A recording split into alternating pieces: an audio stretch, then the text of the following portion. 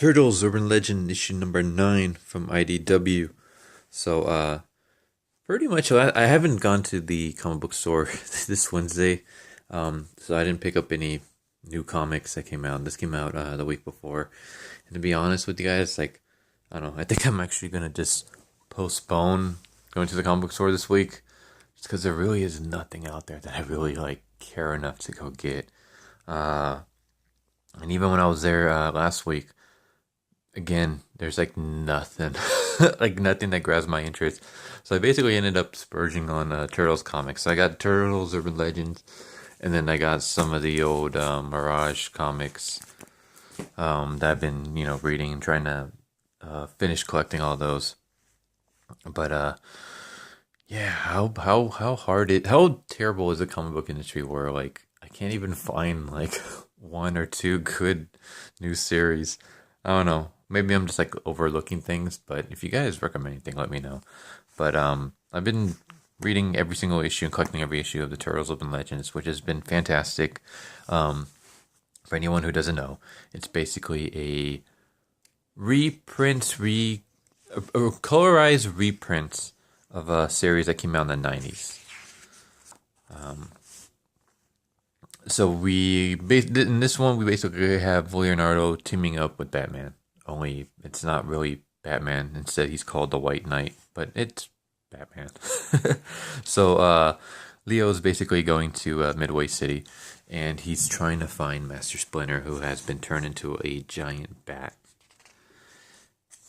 And Midway City has been infected by more giant bats. Basically, Master Splinter he turned into a giant bat. He got infected with rabies, and then the rabies has kind of spread to the townspeople. Well, I should say the city, and has been turning the population into a giant bats that follow Master Splinter's orders. And Master Splinter is like kind of crazy, so he's not a good guy at the moment because he's not in his right frame of mind.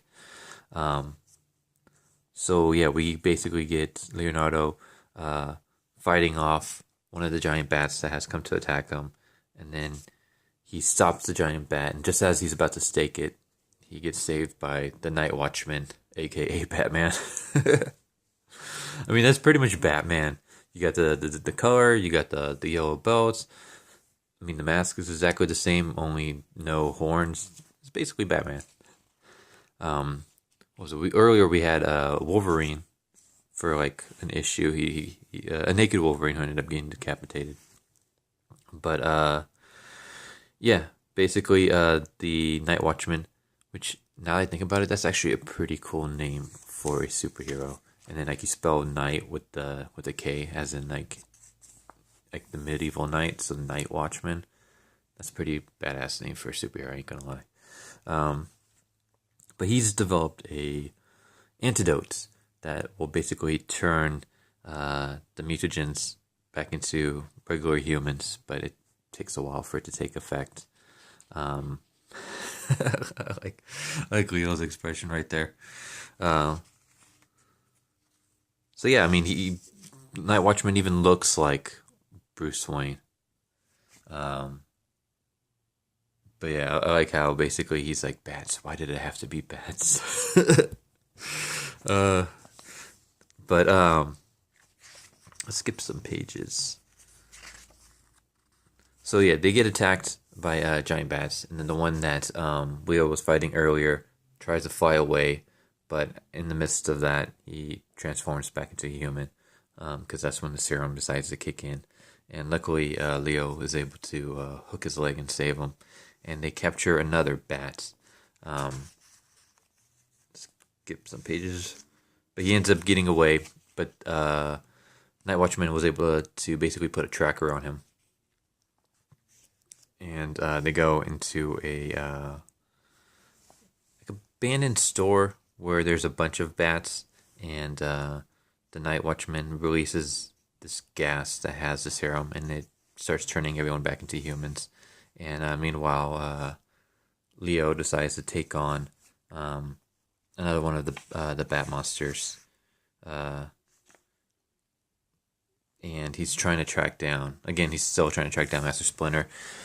And I'm not gonna say any more because I don't want to spoil the rest. Let me see if I can show the final page without revealing the final page. Well, not the final page, but I wanted to show this. I thought that was kind of cool. I don't know. I like the costume. I like the old school like trench coat look that they use to try to get around. They use that a lot in the 1980s cartoons, which surprisingly gets a lot of hate from modern turtles. I've noticed. I recently started watching the 2003 Ninja Turtles, the one that's like a lot darker than the rest of the cartoons, and I also started watching some of the not the Rise of the Turtles, even though I saw a couple of episodes of that, and it wasn't all that great. But the one before that, it was like the CGI TV series, which from what little I saw was actually not that bad. Um, they had a 3 episode arc that took place like in the future, and it was like Mad Max. It was like in the Mad Max world with Raphael. Um, and I actually surprisingly liked that. It was actually somewhat dark, like basically like Donatello's body has been like destroyed to the point where his body is like hooked up to a like a cyborg, kind of like this series. Um, Casey Jones is dead, and basically Raphael like collected his skull and turned it into a giant bomb. Like it's really messed up. People actually die in that series. Um, but both of those series did a 3 episode arc where they did a crossover with the original 1980s cartoon Turtles, and both series basically treated those turtles like a joke, and it really pissed me off. Um, it's like, yeah, I get it. Like the 1980s turtles, watching them back now, they are kind of hokey, a bit campy, but it was the 80s, and watch any cartoon from back then, except for like anime, but pretty much any like Western animation TV series for kids back then was pretty hokey and campy. But it just, I don't know, it kind of annoyed the crap out of me that they were like just constantly ripping on them, poking fun at them, making them seem like jokes. Um, Literally in the CGI version, the original turtles get their ass kicked, and then the new and improved turtles have to teach them how to fight. And it's like, bitch, these guys are ninjas, all right? Yeah, their series was a little bit hokey and campy, but they're ninjas. They know how to fight. You don't have to train them. It's just, it really annoys the crap out of me, because then people are like, oh, it's honoring the 1980s turtles. Like, no, it's not. You're ripping them to shreds. Like, you're making them look like jokes. But yeah, I've been basically just getting back into Turtles kick. So like I said, I got the Urban Legends. I got the couple of Mirage comics that I'm going through. Um, I know this video was kind of short, but it's a lot harder to like rip into a series that I like than it is to go off on a issue that I hate. But I mean, yeah, I really like this. Like, I like the artwork. It's not like, the most detailed. Like, it's no like Clayman or anything like that. Not even close. But it's simple. It gets the job done. It has like its own unique style. I actually didn't care for the artwork at first, but the more I'm reading it, the more like I'm actually starting to dig this kind of style. It reminds me a lot of my reaction to One Piece. Like, I actually put off One Piece for the longest time because I hated the artwork. I thought the artwork was just freaking stupid. And then I ended up uh, just getting like a manga volume of it because I was at the bookstore during like a lunch break, and I just bought it because there wasn't any other good mangas out there. So I was like, I'll give it a try. So I read it, and I actually started really liking it. I'm like, you know what?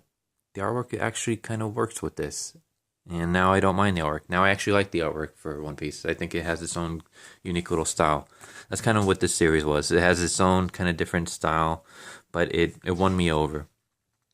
And like some of these panels are just like this one right here is just really, really cool. Like the coloring is good.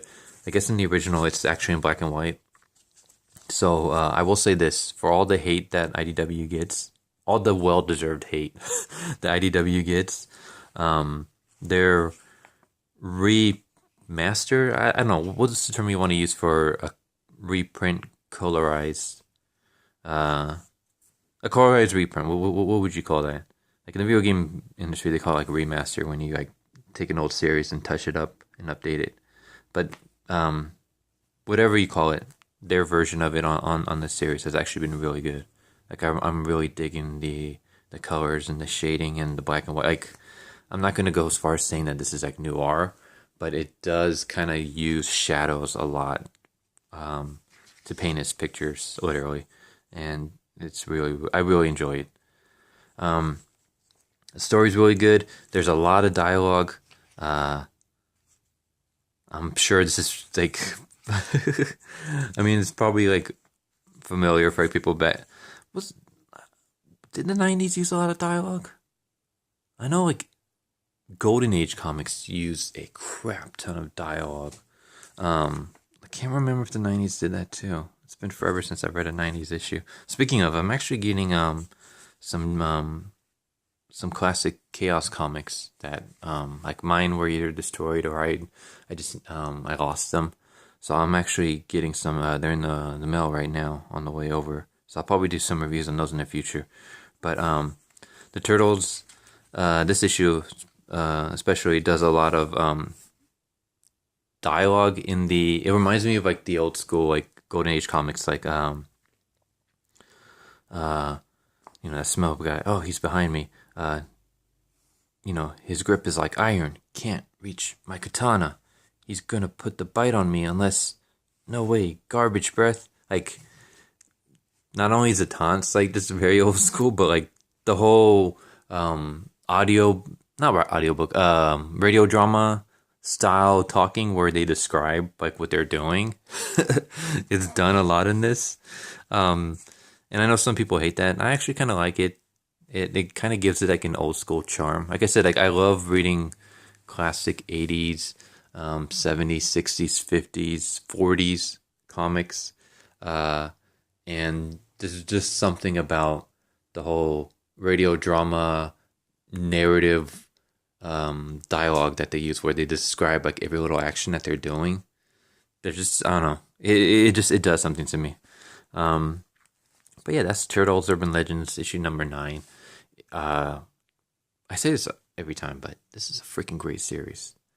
I love this series. And I highly recommend it. And yeah, hope you guys enjoyed.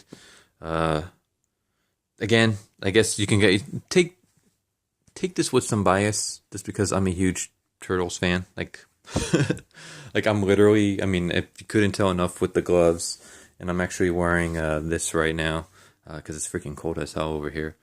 So, but I'm a huge Turtles fan, so take that into consideration.